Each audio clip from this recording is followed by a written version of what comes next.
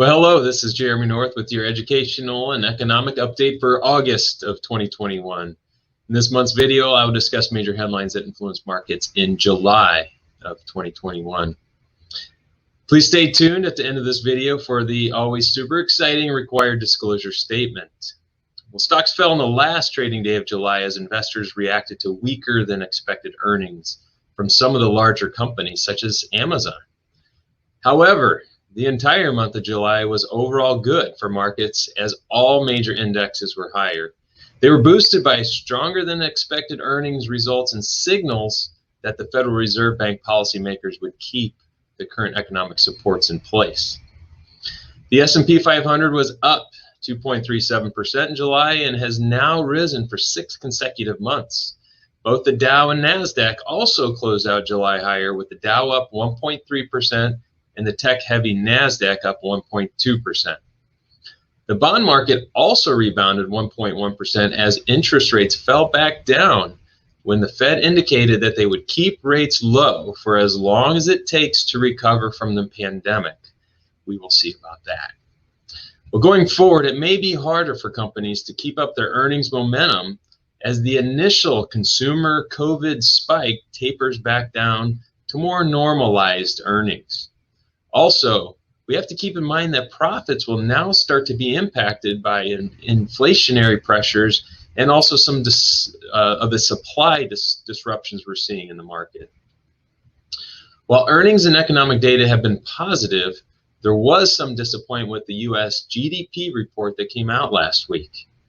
After reporting that global GDP was skyrocketing, the U.S. reported that growth actually fell short of economists' expectations in the second quarter, right at 6.5%, which was below the estimate of 8.4%.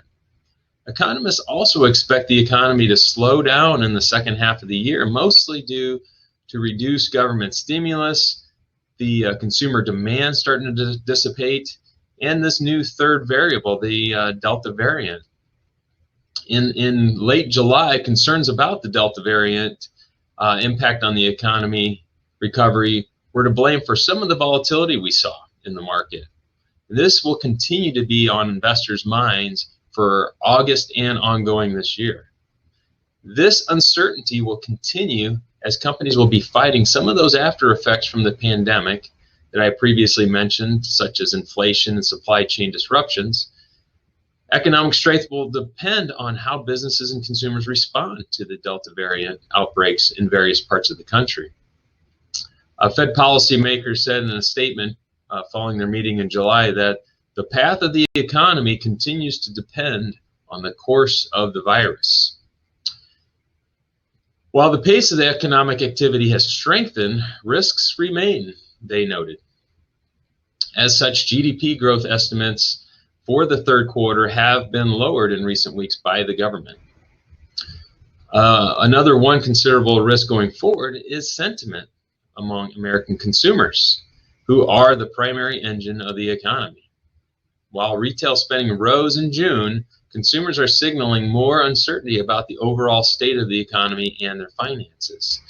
The pandemic is very much back in focus after months of declining cases, which may result in state government officials imposing more social distancing restrictions or just cause some shoppers to hold off until the current wave of infections recedes.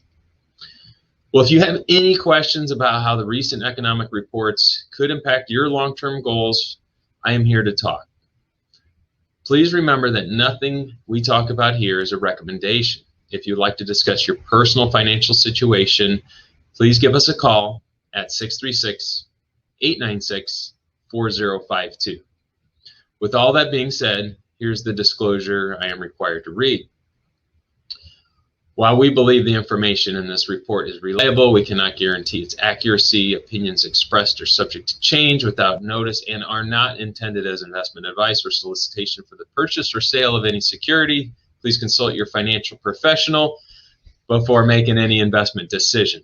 Investing involves risk, including the potential loss of principal. No investment strategy can guarantee a profit or protect against loss in periods of declining markets. The indices mentioned are unmanaged and cannot be invested into directly. Past performance does not guarantee future results. Jeremy North signing out for the month of August 2021. Thanks. Have a great rest of your summer and see you next time. Take care.